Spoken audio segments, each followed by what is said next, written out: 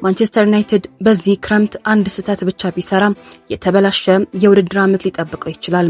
አሁን ግን ከአንድሬ ሳንቶስ እስከ ቹዋሜኒ ድረስ ትልልቅ ስሞች ከክለቡ ጋር እየተያዙ ይገኛል።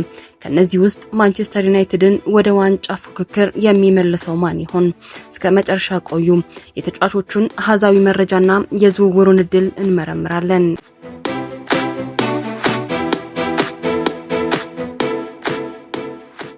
በ2026-27 የውድድር ዓመት በታላቁ የአውሮፓ መድረክ የአውሮፓ ሻምፒየንስ ሊግ የሚሳተፈው ማንቸስተር ዩናይትድ በመጪው የውድድር ዓመት ጠንካራ ስብስብ ይዞ ለመቅረብ አልሟል። በ2025-26 ደካማ ጅማሩን አድርጎ ከቀድሞ ተጫዋቹ ማይክል ካሪክ ቡድኑን መረከብ በኋላ የተነቃቃው የመልበሻ ክፍል በሜዳው ላይ ፍሬ አፍርቶ በሊጉ 3ኛ ደረጃን ይዞ አጠናቋል። እንግሊዛዊ አሰልጣኝ በአዲስ የውድድር ዓመት በሊጉ ለዋንጫ ለመፎካከርና በሻምፒየንስ ሊጉም የተሻለ ለመጓዝ በክረምቱ የተጫዋቾች የዝውውር መስኮት ገበያው ላይ ይገኛል። ያጠናክር ካሰባቸው ቦታዎች የአማካይ ክፍሉ ሲገኝበት የመከላከል ባህሪን የተላበሱ የአማካይ ስፍራ ተጫዋቾችን በእጅጉ ይፈልጋል። ቀድሞ አይኑ ያረፈባቸው እንደነ ኤሊዮት አንደርሰን፣ ማቲያስ ፈርናንዴዝ እና ቶናሊ የመሳሰሉ ተጫዋቾችን በከተማ ተቀናቃኙ ማንቸስተር ሲቲና በሰሜን ለንደኑ ክለብ ቶትናም ሆትስፐር ተነጥቋል።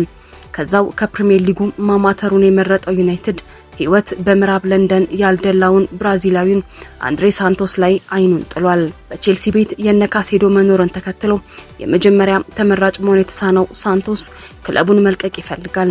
የ2 ዓመቱን አማካይ ፍላጎት ተከትሎ የላንክሻየሩ ክለብ ከሰማያዎቹ ጋር ድርድር ለመቀመጥ ማሰቡን ተአማኒነት ያላቸው ዘ አትሌቲክን ጨምሮ በርካቶች ዘግበውታል። ተጫዋቹ የተገመተበት ዋጋ 50 ሚሊዮን ፓውንድ ሲሆን ማንቸስተር ዩናይትድ ደግሞ ከዚህ ያነሰ ገንዘብ መክፈል ፍላጎቱ ነው። በፕሪሚየር ሊጉ 13 ጨዋታዎችን ብቻ በቋሚነት ለጀመረ ተጫዋች 50 ሚሊዮን ፓውንድ ውድ መሆኑን ያምናሉ። የክለቡ ደጋፊዎች የክለቡን የዝውውር አካሄድን በእጅጉ እየተቹም ይገኛል።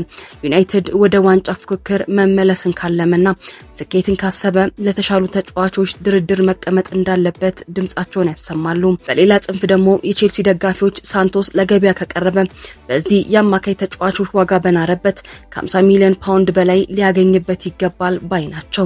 በዚህ መሃል ታዲያ ወሳኝ ተጫዋቹን ቶናሊን ያጣው ኒውካስትልም ይገኛል። ይህ የ2 ዓመት ብራዚላዊ በእንግሊዝ ፕሪሚየር ሊግ አማካዮች መካከል ወደፊት የሚደረጉ ኳሶችን በትክክል በማድረስ አንደኛ ደረጃ ላይ ይገኛል። በማጥቃት ወቅት የሚደረጉ የ1-ለ1 ፍልሚያዎችን በማሸነፍ አንደኛ ደረጃ ላይ ሲሆን በአጠቃላይ ፍልሚያዎች ደግሞ 3ኛ ደረጃ ላይ ተቀምጧል። ይህ ብቻም አይደለም።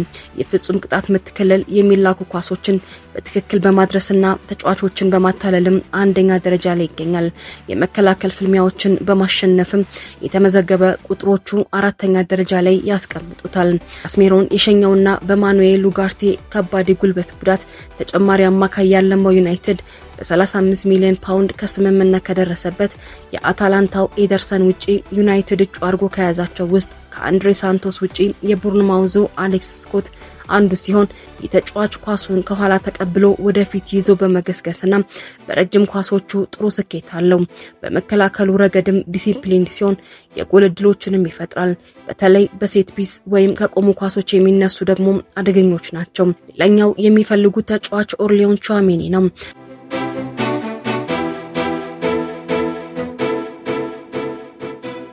ከመረጣችሁኝ ትልልቅ ዝውውሮችን ጠብቁ ብለው ቃል የገቡት የነጩ ቤት አለቃ ፍሎረንቲኖ ፔሬዝ የፋይናንስ አቅምን ለመፍጠር ከክለቡ ተጫዋቾችን መልቀቅ ያስባሉ።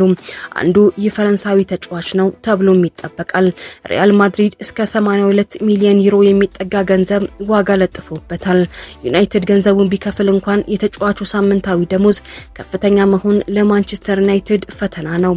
እንደነ ፋብሪዚዮ ሮማኖ ያሉ ደግሞ የተጫዋቹ ሳምንታዊ ደሞዝ ግምት 212,000 ፓውንድ እስከ 240,000 ፓውንድ መሆኑን ይናገራሉ።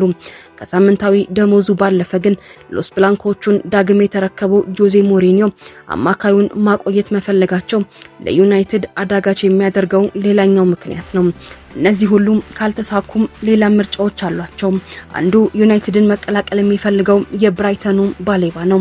ብራይተን የመሸጥ ፍላጎት ባይኖረውም ከተገደደ ግን ከተጫዋቹ ዝውውር እስከ 77 ሚሊዮን ፓውንድ ማግኘት ይፈልጋል።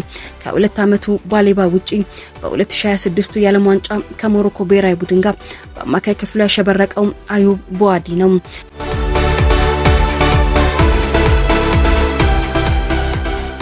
ለዚህ ተጫዋች ፍላጎት ያለው የትኛውም ክለብ ከፍተኛ ገንዘብ ይዞ መምጣት እንዳለበት የሊሉ ፕሬዝዳንት ኦሊቪዬ ሆና መልእክታቸውን አስተላልፈዋል። ሊል ሌላም አንድ ቅድመ ሁኔታ አስቀምጧል።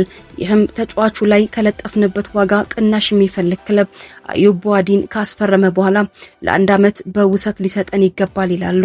ይህ ሁኔታ ዩናይትድ አሁን ባለበት ሁኔታ ፈታኝ ያደርገዋል። በተለይ የማኑኤል ኡጋርቴን ከባድ የጉልበት ጉዳት ተከትሎ ተጫዋቹ በአርሰናልና ማንቸስተር ሲቲ በጥብቅ መፈለጉ ደግሞ የዚህን ዝውውር የመሳካት እድል ያነስተኛ ያደርገዋል። ዩናይትድ በመጨረሻም እነማንን አስፈርሞ የአማካይ ክፍሉን የሚያጠናክር ይመስላችኋል? ሀሳባችሁን አጋሩኝ። ሰብስክራይብ፣ ላይክ ማድረግ እንዳትረሱ። አመሰግናለሁ።